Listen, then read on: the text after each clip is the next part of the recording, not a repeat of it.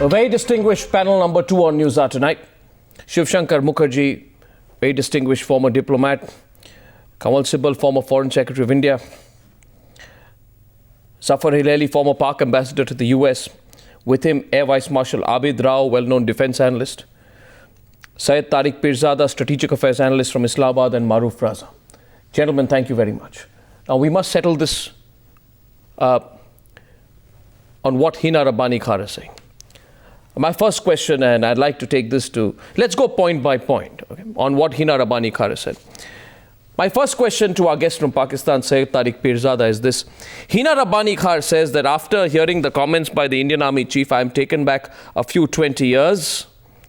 She says she's completely disturbed and that Pakistan wants to have a positive narrative towards India, etc., etc.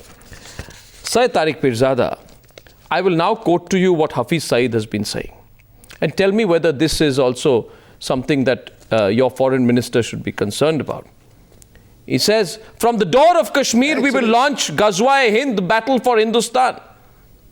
On January 30th, he says, we will take revenge on India, starting from East Pakistan to Samjhauta Express. I'm not even repeating much of what else he has said because it is rabble-rousing to a point I do not want to encourage. But why is Hina Rabbani Khar not going back 100 years when she hears that? Well, here is the answer to what you just said. You know, Arnab, for the last several days, I've been participating in the Indian television shows, in your talk show and other talk shows, and there has been an emphasis on the point of teaching a lesson to Pakistan. And we saw the death of a Pakistani soldier this morning, and we heard about it. If you can dispute that, that's a different thing. But the Pakistani military authorities have confirmed that the hold on. Would you like to answer my question? The Indian side, yeah, I am coming to that. So a Pakistani soldier has been killed. What I'm trying to say is that you've been inciting, the Indian media has been inciting the Indian military establishment to the point of attacking Pakistan aggressively. And that was the tone, hold on, just a minute, just a second. That was the tone of the Indian military chief. I want to ask you. Hina Rabbani Khar is absolutely right. So you would not dodge my question. I don't know why you dodge my question. My question is Hina Rabbani Khar. I'm going to break up Hina Rabbani Khar's comment in 6 parts, and I wish one day I have an opportunity to ask her as well. But Maruf, you know, let's open up this debate right from the start. Maruf, you know, these comments of Hafiz Abdul Rahman Makki and Hafiz Saeed, no response on either of any of this from the Pakistani establishment. Well, Mr. Pirzada has again said that let's deal with it a few points at a time. The first is that Pakistani soldier may have died. I'm not disputing that. But on the line of control, whenever there is an exchange of fire, there is a possibility of soldiers getting killed. And soldiers who are deployed there lived with that fact. It's not now. It's been the case for more than 65 years. The point at issue is they are not used to, and it's against the code of military conduct, to be subjected to barbaric acts. Now, the Prime Minister of India, who is very reserved, who's not given to making jingoistic statements, who's also gone against the national mood and initiated the peace process with Pakistan, who obviously has a big political stake in the peace process and confidence-building measures, if he makes a statement to say it cannot be business as usual post the barbaric act, and he's used the term barbaric act and the beheading of soldiers, so obviously there is some consensus in the Indian establishment. It is not the media that is rabble-rousing. It's not the military that is looking forward to go into an operation with Pakistan. Let me also bring to light that the Northern Army commander in his extended statement has also said we are not thinking and looking at war. But I think soldiers deployed on the ground need to have the opportunity to respond aggressively and to be able to give a response which is befitting an exchange of fire. Now, people will die on our front. Now, I want to address the last point, and that is about Hafiz Saeed, Makki and others. You see, the Pakistan army It will not admit it, but as somebody has brought it out earlier, you create a Frankenstein monster. Let me not talk of anybody else. The Rand Corporation report post-2611 very clearly articulates that these Frankenstein monsters that Pakistan Army has created, and General Kayani has referred to them as strategic assets. Now, these are people who are now in such close consonance with the Pakistan Army. Has never that I am not pointing fingers. Kayani has never referred to them as strategic assets. That's a distortion. He is referred to, sir. This is a telephone conversation. This is a recorded telephone conversation. We can have it sent to you also. But let me complete, sir. I didn't interject. I didn't interject, sir. Distorting the fact. No, sir. He may be a friend or a cousin of yours. I don't care. Please let me complete. What I'm saying to you is that these assets of yours have now gone out of the control of your system, and they are bringing embarrassment to you. You don't want war with India. You want peace with India. Then get to the bottom of this matter, settle it. Let's close the issue and let's move on. If Rabbani Khar is so keen on peace, and I think there's a serious disconnect between her vision. Said it enough. Hold on for a second. There is a serious disconnect. There is a serious disconnect between her understanding and the situation on the ground. Either she is not being informed, or she, like everybody of you, is in a perpetual state of denial. Get real, sir. Let's hear from more from our Pakistani guests. Let me correct you on two things. Sir, may I move on to our guests in Karachi? Can I move on to the rest of Hina Rabbani's speech? Just 1 second. Whether it is Hafiz Saeed or Abdur Rahman Makki, these are the people who are talking about the resolution of the Kashmir issue. Sir. And the entire country of Pakistan is talking about them. If you don't resolve the issue of Kashmir, there will be thousands of Hafiz Saeed and Abdur Rahman Makkis. You can keep talking about them. That's exactly what I told you. You see, this is, sir, that is exactly, I'm saying that's the point we are making, sir. That is exactly what we are making, sir. Thank you very much. Mr. Pirzada, I request you, sir. Mr. Pirzada, Hina Rabbani has tied herself up in such knots. Maybe it is her inexperience. But sir, you tie yourself up in knots if you actually justify people like Hafiz Abdur Rahman Makki. My question to our guests in Karachi is this. Point number 2 of what Hina Rabbani Khar says. She says, and Air Vice Marshal Abid Rao and Zafar Irani, I'd like either of you or both of you to take this. She says, we are creating a precedence of not following warmongering. We would be happy to create a precedence of moving towards a dialogue process. And then she says, we need to always meet at any level. We need to constantly call each other. Now, my question to my guests in Karachi is this. She says doors to dialogue are open, but the evidence I have on the ground is that the Pakistani side took almost over 36 hours to respond to India's request for a flag meeting.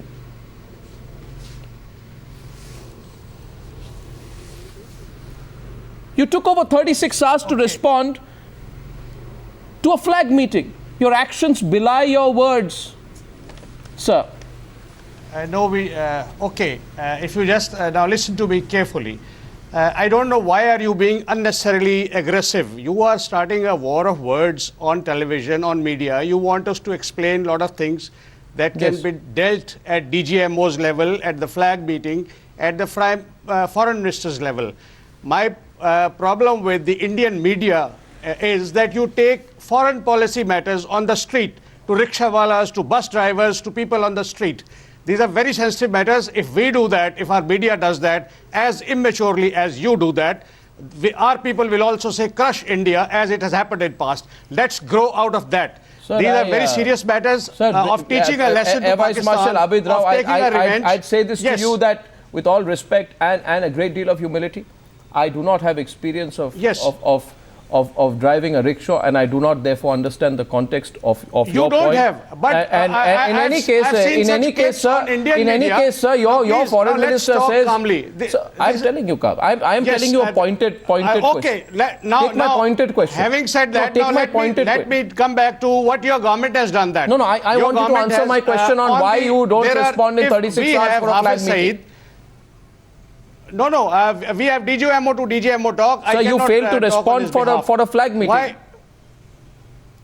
What does that mean? That we want war with India? That means no. It doesn't mean no. so. What that means is No. that Hina Rabbani Khar. Hockey players back. You have sent a cricket team back. You have sent a trade delegation back.